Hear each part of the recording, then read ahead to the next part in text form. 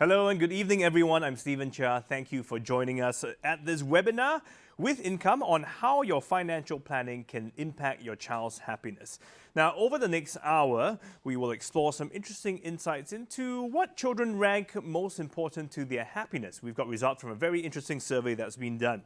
We'll also examine the financial implications of unexpected life events on a child's happiness and also look at various strategies to help optimize your life insurance coverage so that you can protect your child's happiness no matter what happens.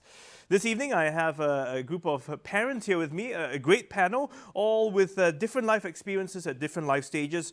They will share with us their perspective on the importance of financial security and how it can affect their child's happiness. So let me introduce you to my guests this evening. Let's start with Dawn, who's right here on my left. Dawn Che is the founder at sgbudgetbabe.com and also a mother of one young boy.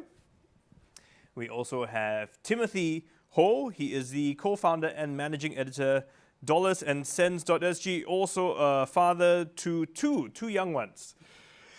And we have Nicky Loh. Nicky is a film director and a lymphoma survivor. He's also got a young son, but we're looking forward to hear more about Nicky's story in a short while. And Tan Chuan Hao is the Chief Agency Officer at Income. He's got two kids also, but more around teenage years, right? I think they put the two older ones of us on the side of the panel, you know. So thank you all for joining us this evening. And a few quick instructions before you start, because you're joining us from wherever you may be, and you're joining us online, so you probably will see a bar below you which says chat and Q&A. Now, on the chat function, if you need some help with some technical issues, or if you just want to share a thought or an idea with us, just log in there and write something down. But we also want to hear from you in terms of questions. If you have questions for any of the panelists here, do drop it in under the Q&A tab. So click on it, write us your question, and we will try and get to it a little bit later on. And now, to kick things off, we thought we'd get a sense of, where everyone is coming from. We want you guys at home to also be a part of this conversation. So I'm going to pull out a very simple poll. It is really, really easy. It's only difficult if you have many children. But otherwise, this is the poll question. The question is, how old is your youngest child? That's right, you may have 2, 3, 4, 5 children. So how old is your youngest child? You've got a few options, 0 to 2 years old, 3 to 6, 7 to 12, 13 to 17, or above 18 years old. Let us know your answer. We're just curious to kind of get a sense of the people who are joining us from home. I think within us here, the three of you in the middle, all the kids are below 5, right? Chuan Hao, you're telling me your kids are 14 and 12. 14 and 12. Mine are 14 and 10. So, okay, we're about there. And I'll just see if people have put in the answers yet. Are we still running the poll? And I think give you another 5 seconds to let us know what, if you really don't know the answer of how old your youngest child is, then it's happened before. I once said, oh yeah, so what about your son? And he goes, your son Ryan. Oh yeah, Ryan. He had forgotten his own son's name. So it can happen when you have a lot of kids. Okay, let me see if I can take a look at the poll results. And, oh, quite interesting. Okay, you guys can't see it, but all of you at home can see it. 0 to 2 years old, 28%. 3 to 6, 11%. 7 to 12, 22%. 13 to 17, 11%. Above 18 years old, 28%. So 0 to 2 and above 18, 28%. So that's where most of you are coming from. So you know who are your fellow watchers for this webinar as well. Okay. Well, it doesn't matter what age our kids are. I think we're always concerned about their well-being and their happiness. So let's talk about a child's happiness. And I want to share with you some interesting results, because just last month, Income did a survey, commissioned a survey with more than 600 parents and over 200 children who were aged between 17 and 23. And it found that 85% of parents agree that their child's happiness is integral to their own happiness. I mean, this is true indeed. As a parent, if your kids are sad or upset about something, you get concerned as well too, right? So what does your child's happiness mean to each of you? And very quickly, maybe Dawn, you start first. Give us a quick sense. Yeah, how would you answer that question? So my son is about 2 years old. I think it's generally looking at what makes him happy. Right now, he's at the age whereby it's a lot of playing with friends, going out for new experiences. So these are the things that, he smiles really widely. He'll keep laughing when he's doing it. So as a parent, I'll keep wanting to send him for this.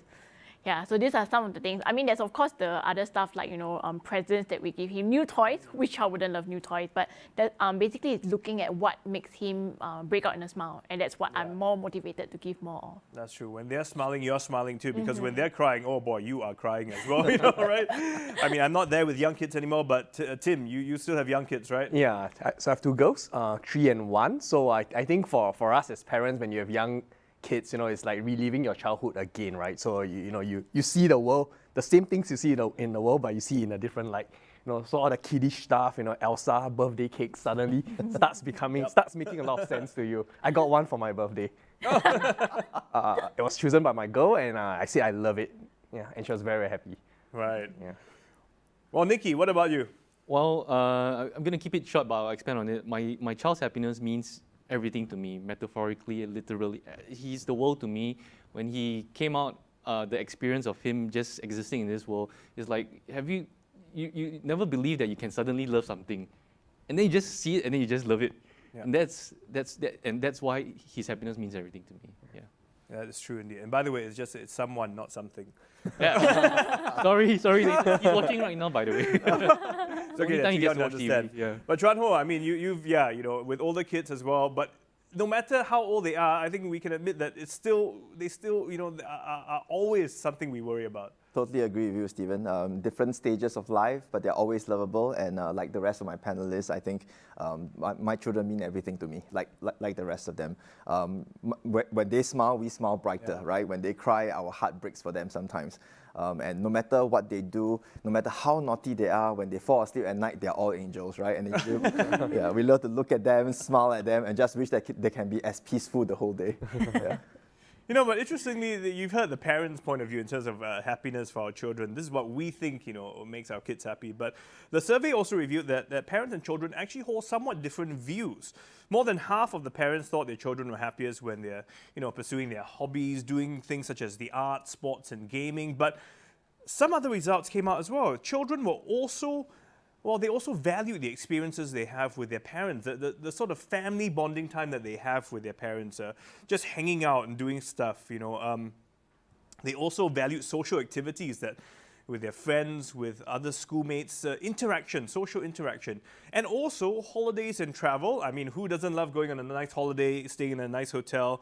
And also receiving gifts, as Dawn just mentioned. Every kid likes new toys, So they valued all these experiences, even involving new experiences, things they had never done before. And based on this survey, we actually found that parents, they spend an average of about $10,300 per child per year on such categories. I mean, it may not seem like such a huge number when we crunch it down in a way, but Dawn, what are your thoughts on this? You were saying you spend on things to make your son Nate happy, right? Mm-hmm. How much would you be willing to spend? How far would you go? Well, I think it's really hard to answer that question because it also depends on what exactly does he need to be happy. So say, for example, when we send him for classes, whether or not we continue it will depend on how well he adapts to it. If he says he likes his teachers, he enjoys hanging out with his classmates, then we'll continue with it. And, the survey results also, interestingly, the things that children say make them happy, wouldn't that also be the things that we adults engage in that makes us happy? So when we do them with our children, they also come to expect this as a given. And when we suddenly were to take that away from them, it actually can be quite hard for them to adapt. So usually, more often than not, we'll try to give as much as we can as parents. Yeah, and that is a tough one. I mean, how much is too much and how much is, not enough in a way. Timothy, what do you think? How do you sort of cope, with the kids financially? Well, I think the survey shows an average of about 10.3K per annum, and I think that's quite a conservative estimate because the truth is, as parents, you can choose to spend a lot more on your kids if you want to, right? There's so many things that calls out for your attention. There's so many things, enrichment classes that you can send your kids to. So I think 10.3K is really quite a conservative estimate. I think for kids, typically they don't expect, it's not just about how much you spend on them. They don't really know the cost of things, it's the experience sometimes having, going with you on some of these things, but inevitably some of these things cost money. Yeah, I mean, maybe we should ask Chuan Ho. So because they got young kids, right? Yeah. Can you recall roughly how much you've spent on your kids so far already? Quite a lot. I mean, at different stage, I think parents will spend different expenditure for the Yeah. kids. Education classes, enrichment classes, I think they're all part of it. It's been often said that money cannot buy happiness, but the trouble is many things that make you happy need money, right? So I think there is some truth that you need a certain amount of financial stability as well as financial backing in order to raise a child well. At different stages, like I said, my kids are a slightly different age now, and you'll be comparing different things, right? My friend has that latest phone, can I have that too? My friend has that nice shoe, can I have it too? So it's a bit different, yeah, but everything still costs money. Yeah. That's true. I've tried to convince my kids that I'm keeping track for their own good, but honestly, it's my retirement plan. So I can say, actually, you cost me X amount of dollars. So for the next 10 years, you're going to be paying me in installments, That's my retirement policy. But yeah, as parents, I think we all know it's very challenging to manage the finances at home and to balance it. And sometimes it's right down to a T. You've got it all worked out. Okay, this is the perfect plan. I've got it made for the next 5 years. Every single dollar and cent is right there in the right place where it should be. And then something happens. And this is what we all fear, when something happens that throws that all into a mess. We're going to have a story to hear from Nikki in a short while, but let's take a look at Income's latest campaign film, which tells us of a similar story.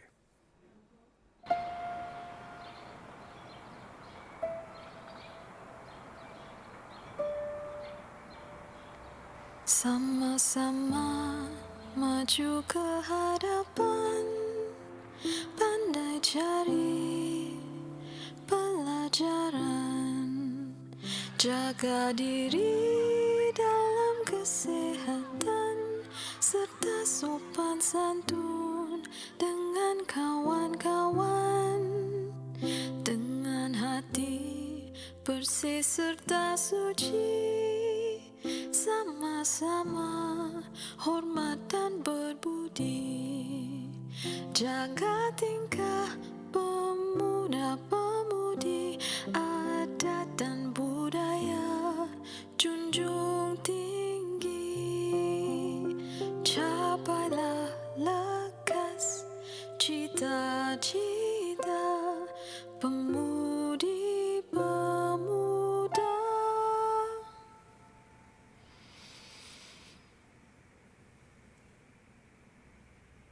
Supaya kita ada harga di mata dunia.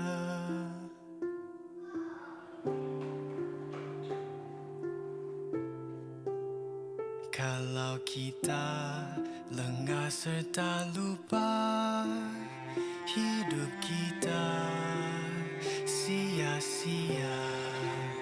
Jiwa besar, sihat serta segar, rajin dengan sabar, tentu bahagia.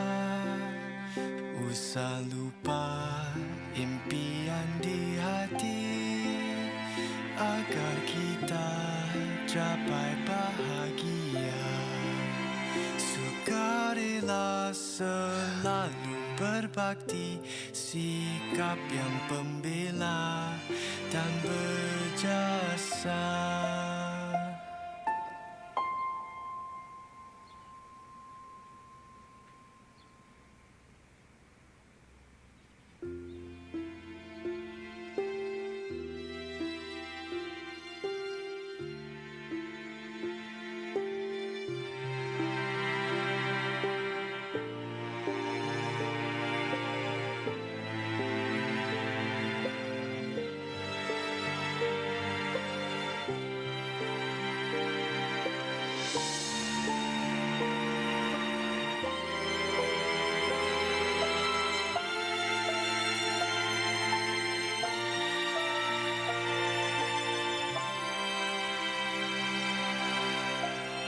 Things would have turned out differently if we weren't covered.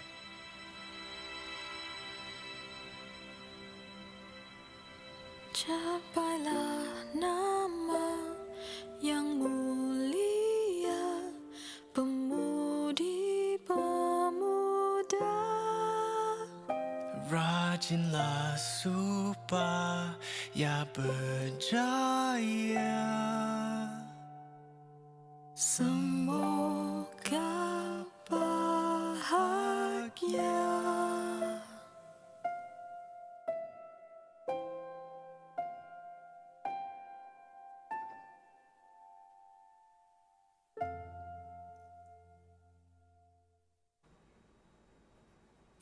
A very, very touching and moving film indeed, and which I understand, Nikki, is not too far from your own personal experience. I mean, if you can tell us what was the inspiration behind this film?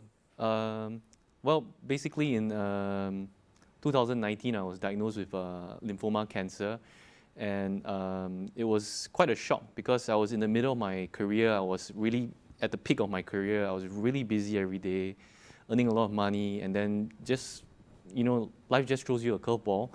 I was diagnosed with cancer on October 24th, which is in a few days' time. Actually, the 1-year anniversary is coming. Wow. So my journey began when I had a swollen face, and the GP sent me to the A&E immediately. And that day, the ENT doctor told me that if I hadn't treated it, I would have died in 30 days because of a SVC obstruction. So that was a shock, Actually, that day I was hospitalized. I was going for a meeting also, and a lot of questions went through my mind, like why did it happen to me? Did I do anything wrong?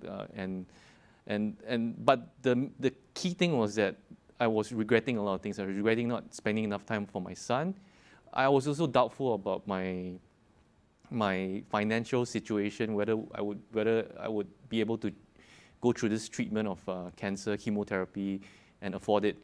And all these questions just kept stirring in my head. I didn't have answers, so I decided to be more positive. I talked to my wife, who cried a lot also, and that period, and I just decided to just soldier on and take everything step by step. So that was my story. Yeah. And I know it actually didn't happen that long ago. Just to give people some context, I mean, this was only last year. Am I not right? I was diagnosed last year, and I just went into remission in March officially this year.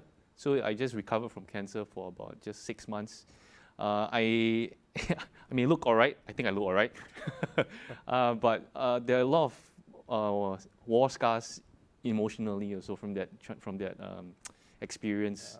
And I think it's a lot of things that cancer patients don't talk about also. And I hope that by talking about it today also, it helps people prepare for this thing that will happen, because I know that 1 out of 3 people will get cancer. It's just a truth in life, And it happened to me. I exercised every day before cancer. I ate very healthy. I avoided all fried foods and stuff like that. I gym 3 times a week, and it still happened to me, So what's stopping it from happening to any one of us? Yeah. And that's basically why I'm here, just to share my story. Okay. Yeah. And we are very glad that you're here with us. And yes, you do look fine. I mean, no one would know otherwise if you had not told your story. But maybe just very quickly also share with us the concerns that really came to mind when you discovered you had cancer. I mean, what were you most worried about? Being diagnosed with cancer, I was just worried about not being there for the milestones of my son's life, and not being there to be a father figure to him. And also I was afraid that the cancer treatment, I didn't know much about how much it costs and everything like that. And it turned out to be really costly. Cancer treatment is not cheap in Singapore or anywhere else in the world. Even doing it the most cheapest way would cost hundreds of thousands of dollars. For me personally, it costs over 200K. And that's a lot of money. That's almost like a small house already, maybe 10 years ago. But and then I was thinking about it, like, how would I afford this? And I called my insurance agent, and she said that you're all right.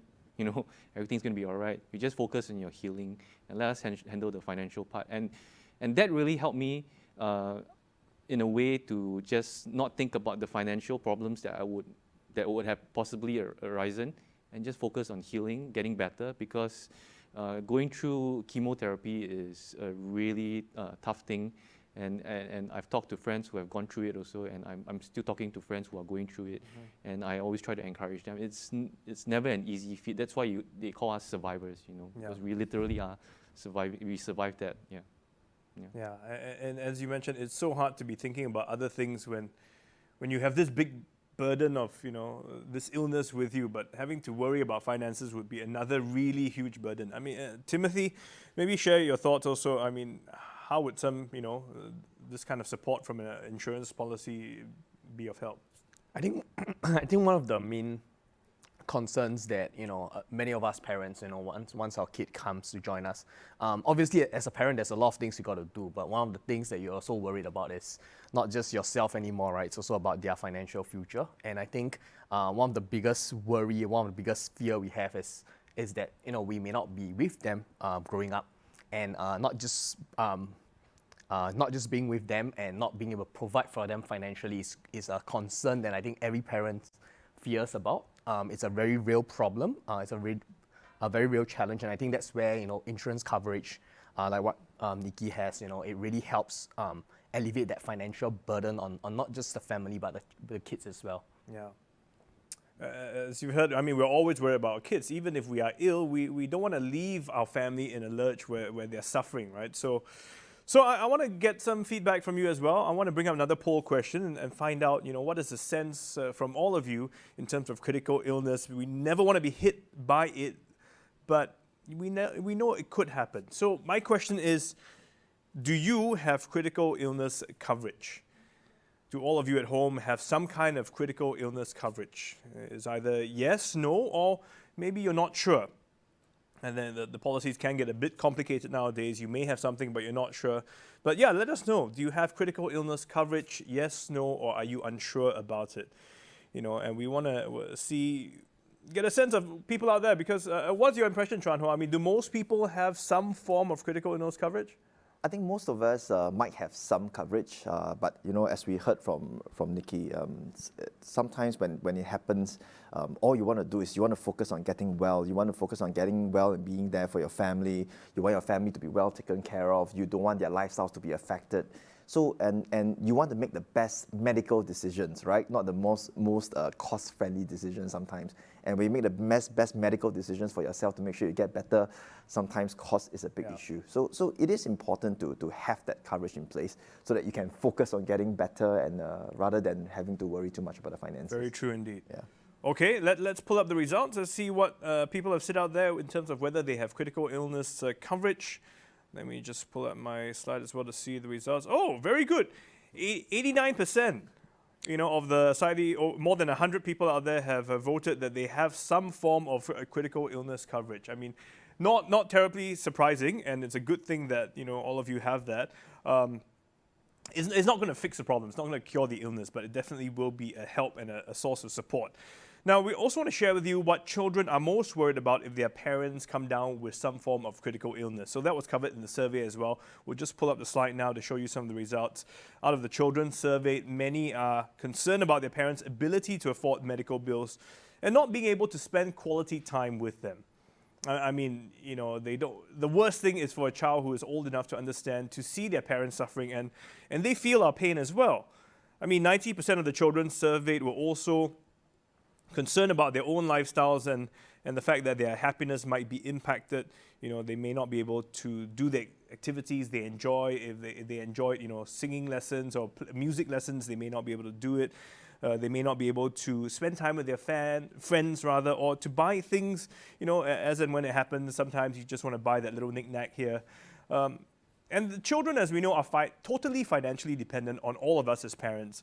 So I guess these are mainly from younger children. They value the financial stability that, is needed when a critical illness might occur.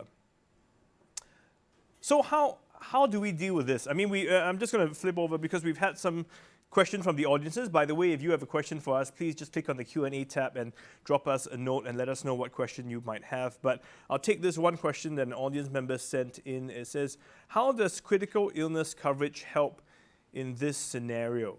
Nikki, maybe you can tell us a bit more about how having that policy there to sort of, with that kind of finances to back you, how did that help in your situation? I think that's a really good question, and it's a question that we should also ponder about, like if we have insurance.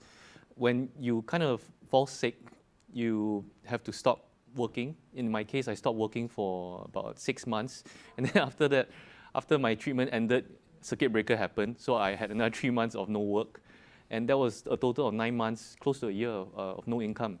So I thought, I always think to myself, I'm so grateful that for what I have and how unexpectedly prepared I was for this 9 months of loss of income because of the critical illness payout that I got from my cancer. So that really just helped me cushion that period. And I also had this thing about, like, what if the treatment didn't work, and if I had to leave this place, how much was I leaving behind for my wife and my son to have a head start in life without a person supporting them financially.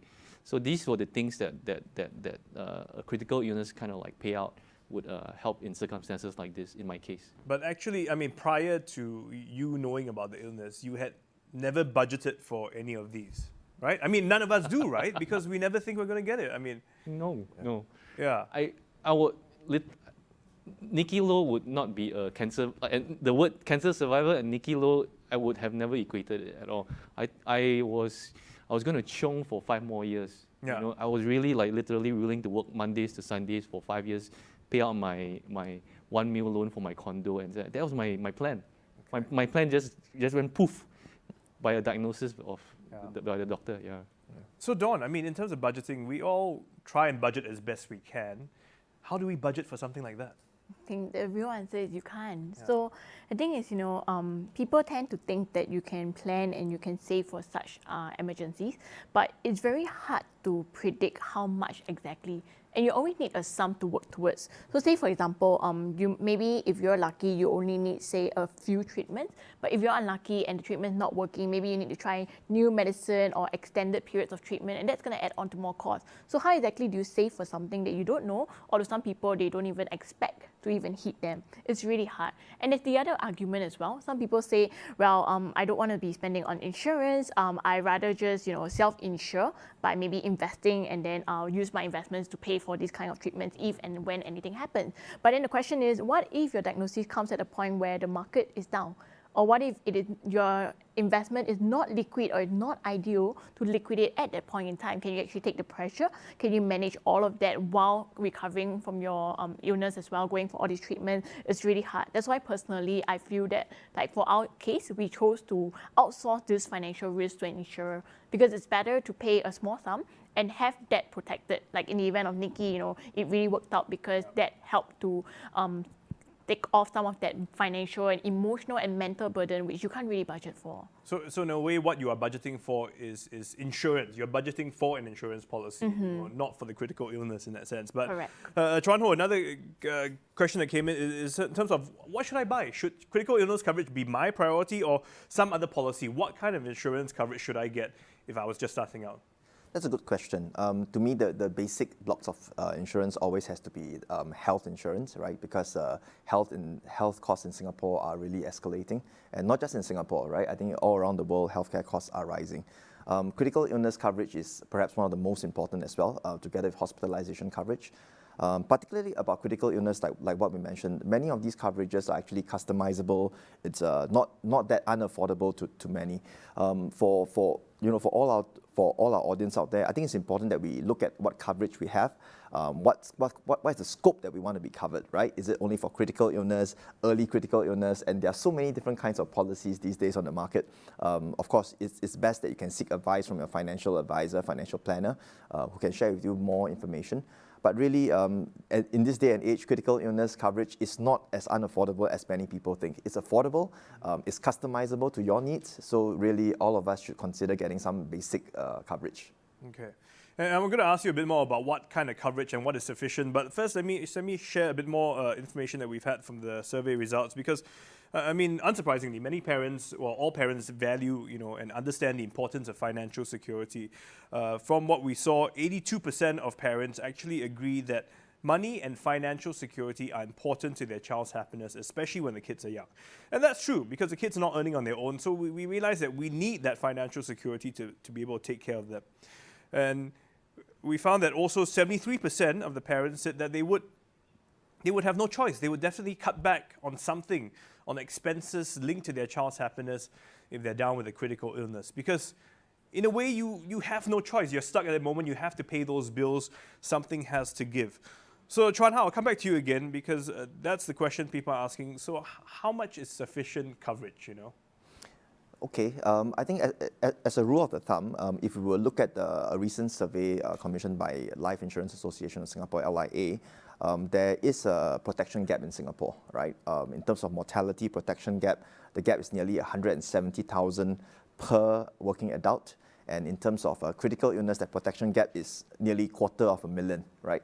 And as Nicky has also mentioned in his sharing of his personal story earlier, that's about the kind of cost that is required for critical illness.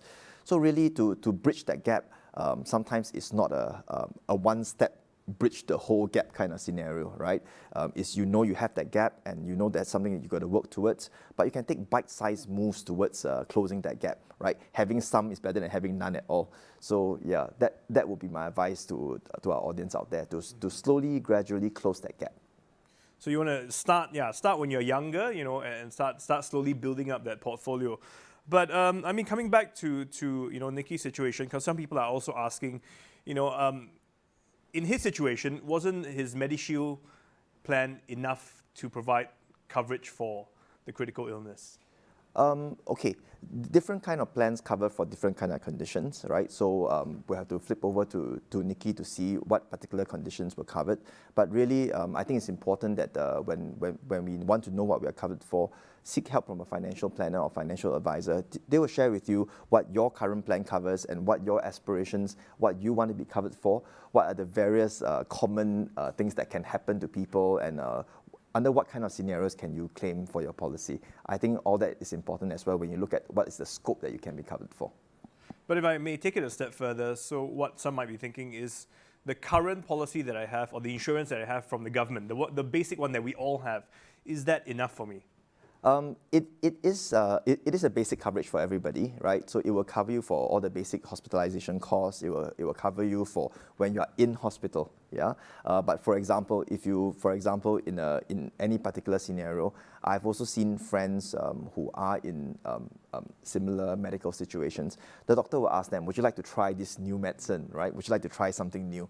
And all those may not be covered, right? But when you are in a certain medical situation, all you think about is want to get well, and you want to make sure that you want to get well to be with your family, right? So you're willing to try, but that may come at a really hefty cost.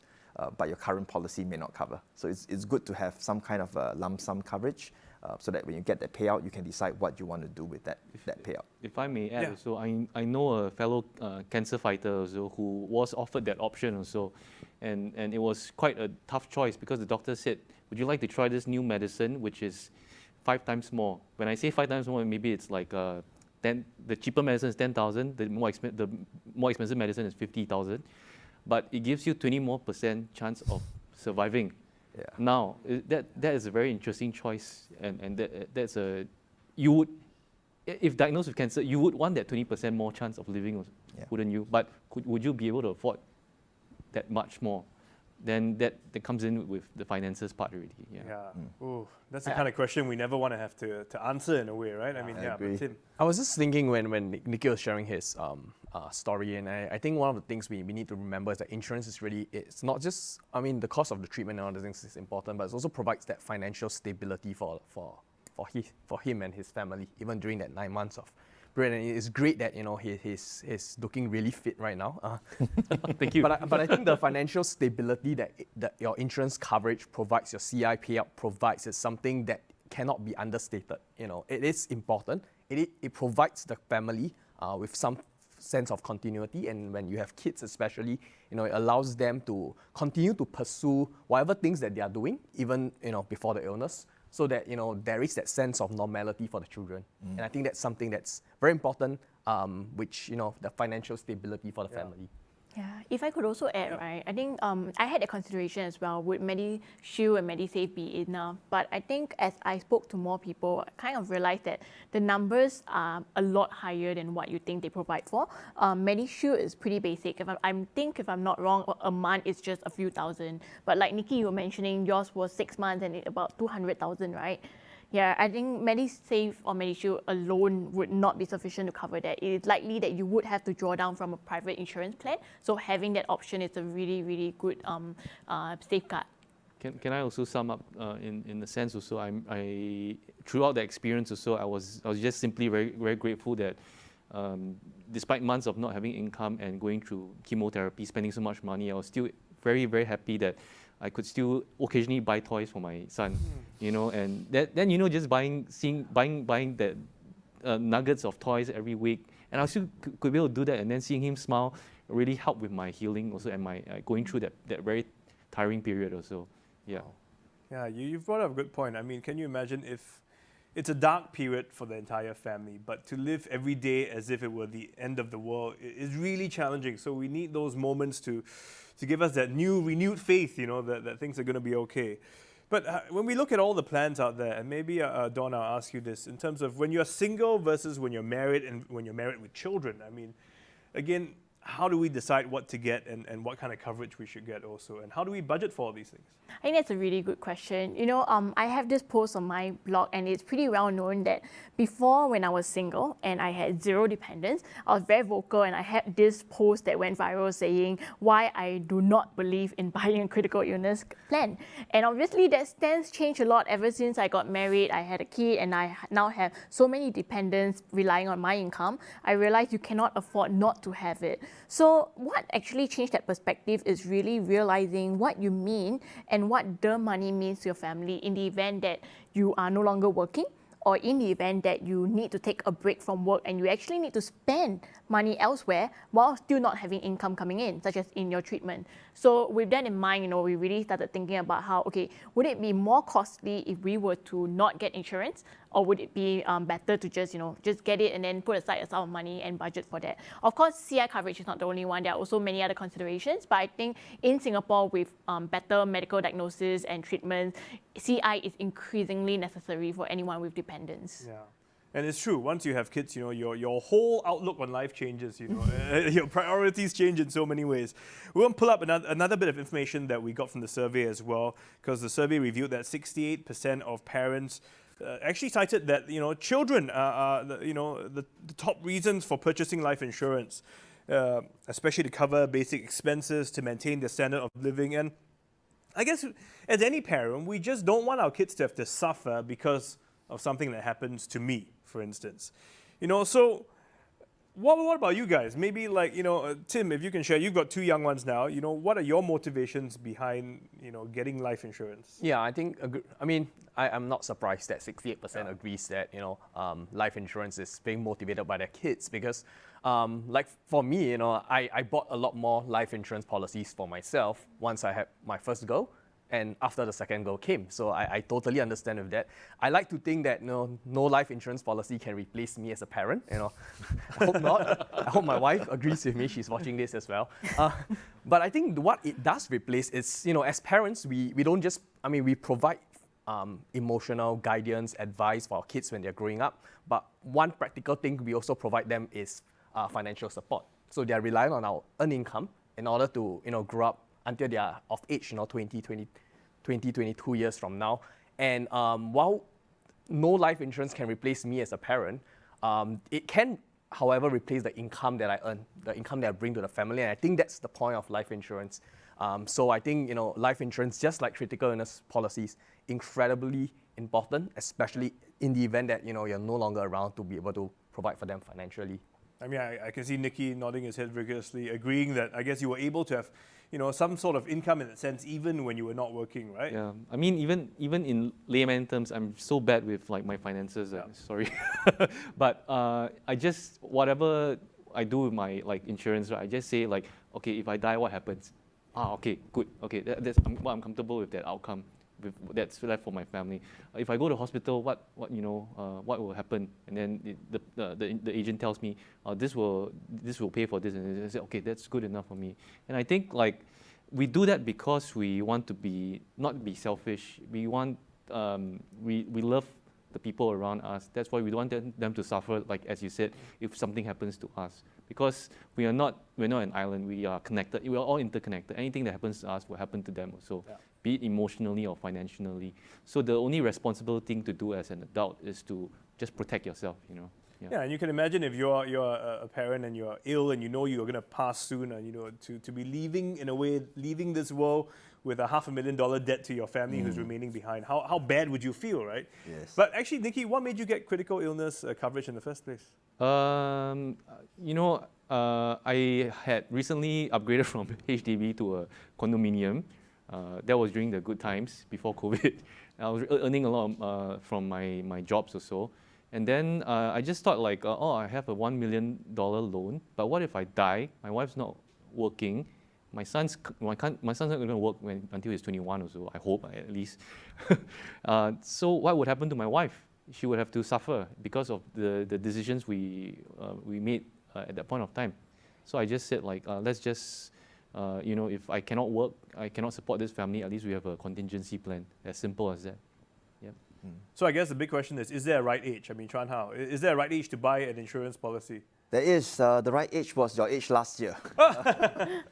Yeah, I mean, although I say it in jest, I think the best time to get insured is as early as possible, because you really never know when life throws you a curveball. It can happen anytime, right? To somebody that goes to gym 3 times a week, I may need to go 4 to prevent that. But even then, I'm not so sure I can prevent it myself, So it really can happen at any time. And you do not want any of these to derail any of your future plans, be it yourself, your children's education plans, your own retirement plans. You do not want an unfortunate incident to be able to take all of that away from you, something that you've been planning your whole life and you can't do it because you did not have the coverage, right?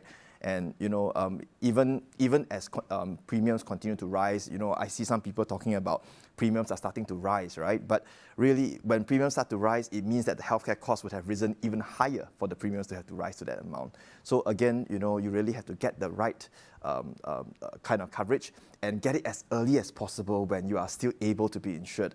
Many of us make the mistake of pushing off that decision, and as we age and as our health deteriorates, we may not even be able to purchase, or even have to purchase at a higher price. But of course, it's a typical ironic situation. You say, I pay so much money and I never use it anyway.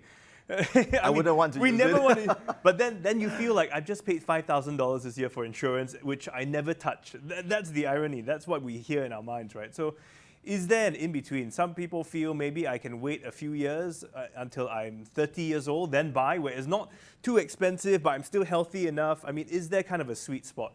Well, Stephen, there's no sweet spot. It really depends on your outlook. And as Dawn has rightly shared, right? Your outlook when you're a bit younger and when you have kids and dependents, your outlook just changes. So really, that's where we really need your personal financial planner to come in. And very often when you do financial planning, it's not just for yourself, right? The plans that you make are for yourself and for your family, for the people that you love. So it depends on what you want to do with your money, how you want to allocate it, how much of it goes to the insurance, the what if nothing happens to me, my money is lost, then that's why you might want to channel some towards investments as well. So you really need to have somebody who can understand your financial situation at any point in time, grow with you and do the regular reviews to see that your plan still meets your needs at different stages of life. So in a way, if we plan for it, plan to have this coverage and not just have it as an added, a thing to worry about later on, then it makes sense. But there's also term versus whole life insurance. And maybe, Dawn, I can ask you about that, because sometimes people ask, is it better to buy one or the other because they may be priced differently?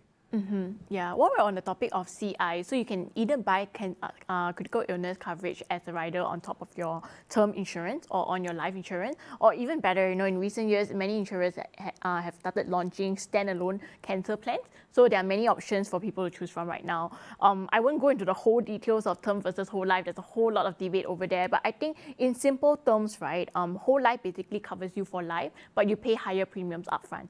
On the other side, term, you pay lower premiums in the earlier stage, but as you grow older, you tend to pay higher with that age. So the question is, if you look at the totality, sometimes the difference in the total amount that you pay in the whole lifetime, right, do not vary that much. So it's really a preference for what people would prefer. And also because, in a way, when you're younger, you're earning a certain income. As you get older, generally your income should increase as well. So even though the premiums increase, it may not be that much of a burden. But we don't know it for sure yet anymore, because with technology now, like for all we know, when we're 40s, 50s, we might be made redundant. I mean, you're in a great job, right? Presenters will never go out of market and will always be in demand. But white collar workers like the rest of us, who knows, maybe one day AI will replace us, cheaper labor across the globe. So we really just don't know. So it really is a preference. You have to take on the risk that you're able to withstand. So you've made this even more challenging. So in that sense, then how do I budget for something that Well, I can't anticipate the changes. I don't know what the future holds. How do I plan for that? Right, I don't have perfect answers, but I can share with you how I personally do it. So what I do is a layer protection strategy. So I start with a base first, and if you really want, let's say, whole life, but you can't pay for a huge sum assured because the premiums then are too expensive, what you could do is you start with a smaller sum, then you could add on more term as your needs go up. So typically, I think your higher years of where you have the highest needs, right, and highest risk is typically between the 30s to 50s. That's when you have young kids, you have elderly parents, basically the worst of the sandwich generation. So you could layer on more protection in this sense and then taper that off as you get older. That would be one way of doing it. But otherwise, there's also the other way, which is you just go straight away for a whole life or straight away for a term plan. So it's really up to their personal preference. Yeah, maybe, team, you added on, right? How do you do it? I think in general, when you're talking about whole life plan, you want to get it as early as possible. So the younger you are, the lower the premiums will be. And not just that, you enjoy the coverage for life. So you enjoy the coverage for a longer period of time because you're still young. And I think that's one way of looking at it. Both of my girls have a whole life plan, so whole life CI plans. And I think that's something we wanted to buy for them when they were young because we pay 20 years and then they get the coverage for life, which I thought was a pretty good deal. And I think that's one way I look at it with regards to whole life and term life plans. For me personally, I think one thing I noticed is, and I think Nikki actually shared, a lot of times we do our insurance review during phases in our life. So it may not necessarily be an age thing. It could be, when you get married or when you start working, when you upgrade a house, you buy a new house, or you upgrade from a HDB to a condo, or when you have kids, you start thinking about your insurance review. And I think that's where it's critical for you to either understand or really just sit down with a trusted advisor in order to better understand, now that my circumstances change, what else do I need? What do I need to add on so that I can protect not just myself, but my family members as well. Yeah. So can I also add that I think it's not a matter of whether it happens to you, because critical illnesses is not just cancer, it's a whole list of things that will happen to you physically. There's so many things that will happen to you. There's 1,001 ways you can fall sick, basically. It will happen to you. And also, end of the day, you will die also. It's just a matter of when also. So having all these things, really just helps out the people around you a little bit more. Yeah. So it's interesting you mentioned that, because another question that has come in from the audience is asking about the critical illness coverage. Says some coverage only covers less than 30 different types of critical illness. So again, trying to save money, can I pay for some now, because I know that most likely between 50 to 70 I'll get these critical illness, but before that I'll get only these critical illness. So should I buy a policy now that covers these 10 first, and then when I'm 45 change to another policy that covers those other 10? In other words, you are buying a policy which you think will suit that stage of your life. Yes. Does that make sense, Chuan Hao? It totally does. Again, we have a question from the audience asking about, since premiums are going up, how do we maintain that affordability? Again, there are different kinds of coverage, right? So you really have to find one that suits your needs. The different kind of coverages, for example, right? Some may not cover from the first dollar up. Some have deductibles, some have co-insurance, and all these will lower the cost of your overall pricing. But on the other hand, some of these coverages are still very useful because it will cover the top end parts of your bill, just to make sure that all the hundreds of thousands become affordable. Whereas perhaps for the lower amounts, they may have to take care of it for themselves. But really, as you evaluate what plans you would like to have, how do you want to plan it? At what stage does these policies come in? Is really dependent on when you want to do it. Different life stages, different mentalities. Ideally, if we could afford it at an early age, I want to buy everything, be covered for everything, Exactly. right? But we know that would be very expensive. And this is also a question because our audience is saying premiums are going up. What happens if I can't afford it? So have I bought more than I can handle? And then if I don't pay, then I don't get covered.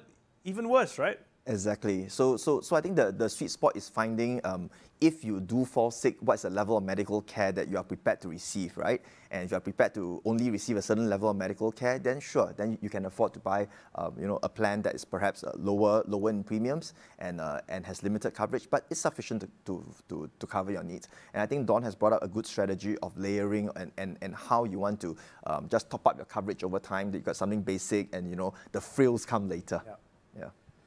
As a general question, maybe anyone can answer. When you look to buy an insurance policy, are you looking for coverage that will cover your entire bill of whatever circumstance, or are you just looking for something that will help maybe save 50% of whatever you have to pay? I mean, how do you approach it for yourself, you know? What kind of coverage are you? Some people want to have the full protection where I don't pay a single cent, but some people say I can pay the first, 50% of whatever bill.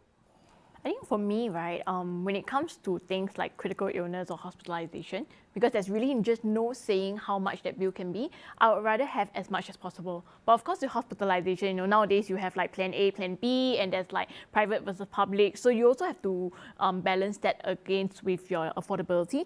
If you have problems paying at the highest level, then getting 100% coverage would probably be not suitable for you, because rather than bend over your back trying to finance a heavy insurance bills that leave you with less for other daily expenses, or even things that make your children happy, make yourself happy, that's also not very wise to do. So it's all about like trying to strike that balance. As Chuan Hao mentioned, there is no real sweet spot. I think the sweet spot really is what are you prepared to take on and what are you prepared to pay for.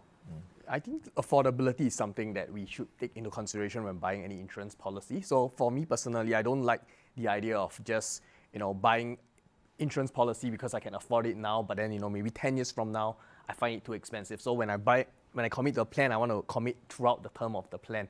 And I think the idea here is that, a little bit of coverage is still better than having no coverage. So if you feel like it's expensive, you can just get a little bit of coverage first. You don't have to pay very high premiums, just go for something that's affordable. And then, as your income increases and you feel like the need for coverage increases, you can just add a little bit more. I think that's a better strategy than just simply worrying whether, of getting either no coverage or just wanting to be completely protected. But of course, being completely protected is important. It's just that, you got to make sure you can afford the premiums also. So is it better to get covered for more things, let's say 100 critical illnesses, but only 20% of it? Or should I get 80% of only 10 critical illnesses? I mean, I'm coming up with all these difficult questions. Personally, I think that you don't really know what illness you might get. Yeah. So yes, the odds might be very low for certain illnesses, but the truth is that it can still happen. So I would really like to have a broad coverage. But then, for certain illnesses like cancer, sometimes people just want a little bit more, which is where some of the standalone plan might make sense. That's right. Yeah. And also, to add on to how much should you pay for your insurance every month? As a rule of thumb, when I was buying my insurance, I asked myself if the policy costs $200, $100, or $300, then what do I spend those $200-$300 on every month previously? So if it's like a meal at a Japanese restaurant with my wife and my family, it costs about $100. Can I do without that $100 and not go to a Japanese restaurant for that month, just to make sure that I have this policy? I think that's a better option. Okay, I stop eating Japanese food once a month, but I still can have it a little occasionally. So I think that's a way to think about it. If you can I not go gym and exercise at home, cut my $150 fitness first, just to have this funds savings policy for my son, which has critical illness also? I think I'm okay doing that, and I want to do that also. Now, exercise from home, it's fine. Yeah. Exactly. I think through circuit breaker, many of us have found alternative ways, right? Instead of eating out, we now do home gyms, we watch videos online, and we can just copy it. So many of us have suddenly found new ways to save money. So yeah, good point, Nikki. Perhaps we can channel that towards some good financial planning. I'm sure a lot of husbands out there saying, sorry dear, I cannot take you out for a nice dinner because we must pay for the insurance policy. Because Nikki said so. But end of the day, it's a good choice. It's a wise choice. Yeah. But just balance everything in moderation. I'm not telling you to be, just totally. Okay, no more Swensons, no more Japanese food. No, don't be like that. Enjoy life, but also plan for life. Don't be so extreme, right? And it's a really difficult question in a way because it's unique to each of us. And it just came to mind because I guess some of us may have a family history of a certain illnesses. And if you're concerned that you may be, part of that family history, then you may want to get a bit more coverage in that area. But so that's why I guess it really differs. That for each and every one of us, the kind of coverage and the kind of insurance we get will also be very different, right? Yeah. Mm-hmm. I mean, but that's the problem because all of us want to know what's the best option. What should I do? What should I get? And there doesn't seem to be one solid answer, But maybe Chuan Hao, if you could give some tips to people out there who maybe do it for different stages of life. If they're those who are single and then they are married and married with kids, what would be your advice for them? Well, obviously, when you're single, some of your needs are different. When you're single, you lead the YOLO life, right? So you might want to do a little bit more investment, savings for yourselves, and as you progress, you do find that you have more responsibilities, right? Both as a spouse as well as a parent. And when those responsibilities start to come in, then that's where you got to beef up your coverage on critical illness, hospitalization, and even different life stages. Whether you buy a new house or a new car, we think it's a new asset, but in reality, it's a new liability as well, right? So with that new liability, you've got to get yourself covered, yeah? Otherwise, it's not fair for your families, like what you mentioned earlier, that your families takes on your debt, should something happen to you, the money-making machine. So I think it's important at different stages of life that we really have to look closely at our coverage and get the appropriate ones at the right time.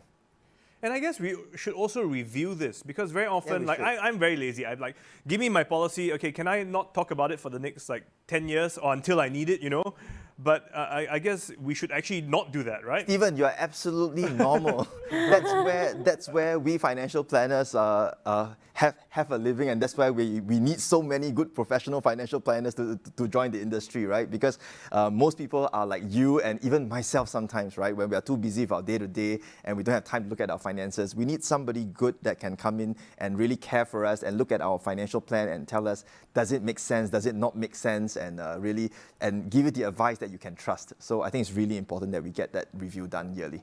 Yeah. Especially once the kids are old and have moved out, I figured I'm not going to pay for your policy anymore. You pay me.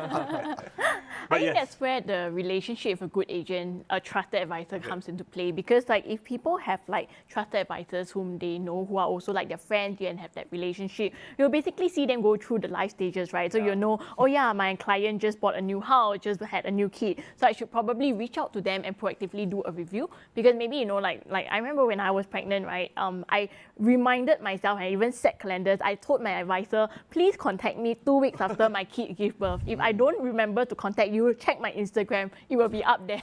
So contact me 2 weeks after. But I think how many people will actually remember to do that? So if a financial advisor has that relationship with you, they can also then fill that gap by proactively reaching out and say, hey Stephen, I just realized that you bought a new car. Yeah, have you considered, let's say, motor insurance and whatever other insurance coverage that you need, and then help you to fill that gap.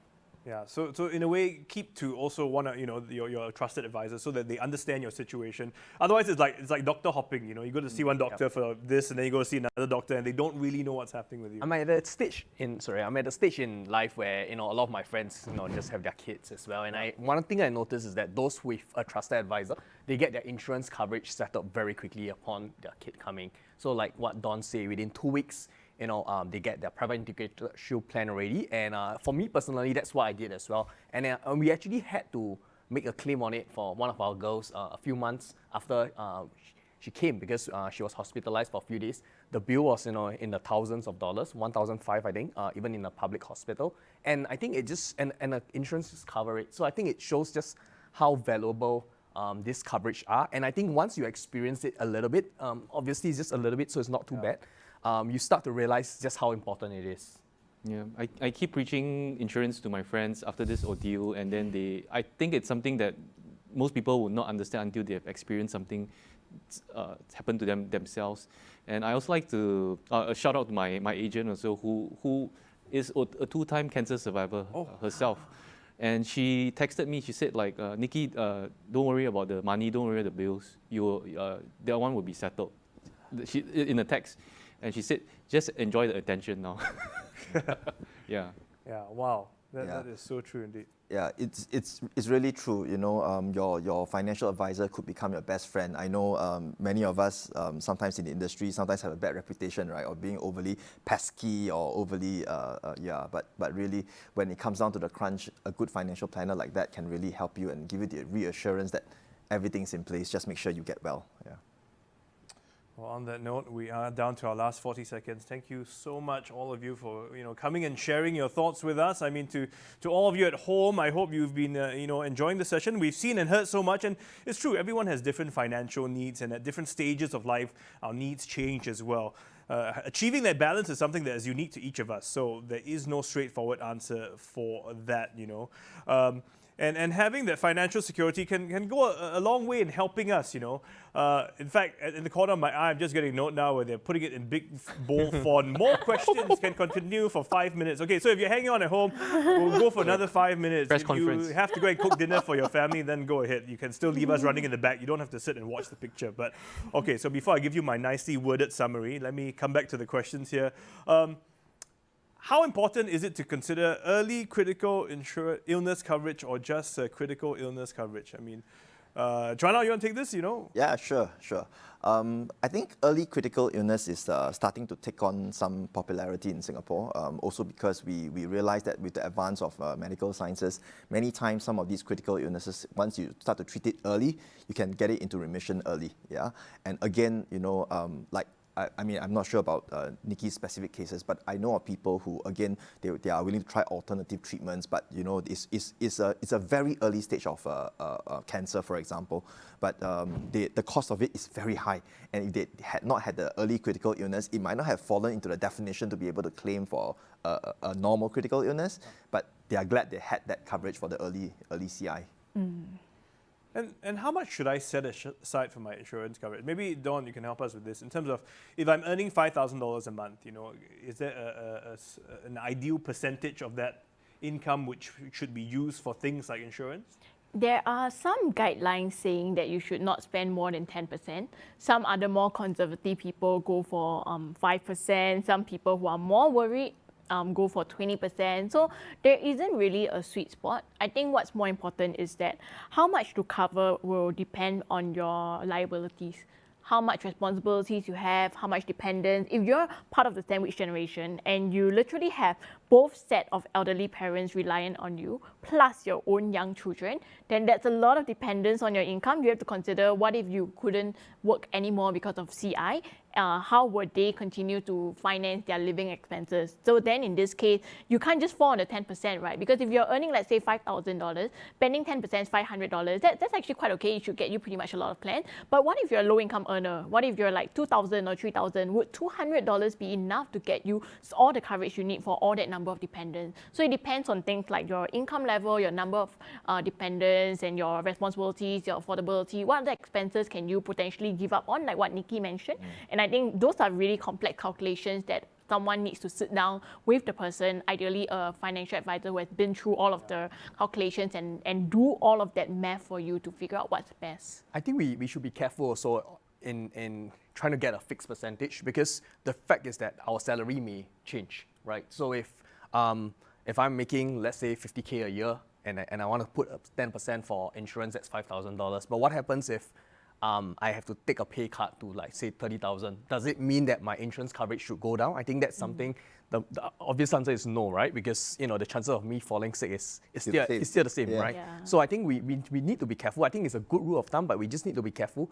And I absolutely agree with Dawn that we need to look at what our coverage is, you know, how comfortable we are with getting protected, what are the areas that we are worried if something happens, what is going to happen. I think we need to ask ourselves all this kind of scenario planning, you know, when things don't go as planned. Because the other question I have comes in terms of sustainability. Should I be more highly geared? But what if I'm unable to pay for it, right? You know, or should I be kind of a bit more conservatively geared? Therefore, I can ensure that I always have something set aside, you know? Yeah. I think personally for me, I don't think we should ever buy an insurance policy thinking that we're just going to pay until we can't afford to pay. I think when we buy it, we want to have the coverage for as long as we need it, until the day comes where we don't have to pay for the premiums anymore, or, you know, we don't need the coverage anymore. I think that's our philosophy. So I think it's also important to set aside savings as well, you know, just to ensure that your premiums can continue to be paid, even in the event that, say, you are unemployed for a few months. Yeah, and personally, that's why I also adopt the layering strategy. Yep. Because, like, you know, with that base, then you know, if things turn bad, at least you have a minimum base.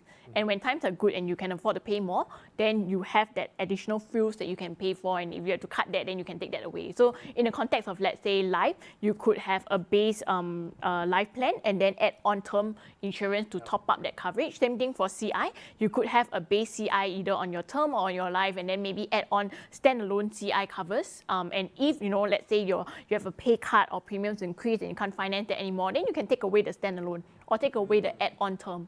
Yeah, so that's how I personally strategize it. But there are many ways to solve this problem. Everyone needs to really figure out what works best. I like that layered idea, you know, a bit like what kuih lapis, right? You can peel away, you don't need to put back, you know, you put it away, you know. Okay, but just before we go, how old should I get my coverage all the way to what age? Is 70 a good cutoff age? Maybe Chuan, how I can. Well, my own personal financial planning has my CI that covers me all the way. It's because I don't want to be left in a dilemma, right? Let's say I'm celebrating my 69th birthday this year. So should I be hoping that I get CI or I don't get CI? Because if I don't get CI, all my premiums are wasted. But if I get CI, hallelujah, I get my payments, I get my payout. But that's not quite what I want, right? So I think, again, it's to do with your personal financial planning. For me, it's rather get it covered all the way. And what if we don't have an advisor? What do you think people should do? Wow, that's the easiest question of the night. We have 1,400 good ones at NTUC Income. Okay, yeah, I had to ask him that question. That was obvious. But yes, we are now done. We thank you so much. Thank you all for coming and sharing your stories, you know, and really sharing your own personal insights on this matter. We've covered a lot of ground, so I hope that's been really useful and helpful to those of you at home. And if you need more information, like we said, everything we're sharing here is really from our own personal perspective. We're not financial advisors. Well, at least some of us are a bit better in the area, some of us are not. But we're really here to just share our stories so that you can hear and understand from real people how this critical illness has affected us in different ways. So all this content here is really for your information. If you want some financial advice, please do go and speak to an actual financial advisor. And you can also consult an income advisor. But otherwise, on that note, it just leaves me to say a big thank you to all of you here for coming in and to this studio that we have, and for those of you at home or wherever you are for joining us as well. So I'm Stephen Chia. Thanks so much. See you all. Bye-bye. Thank you. Bye-bye.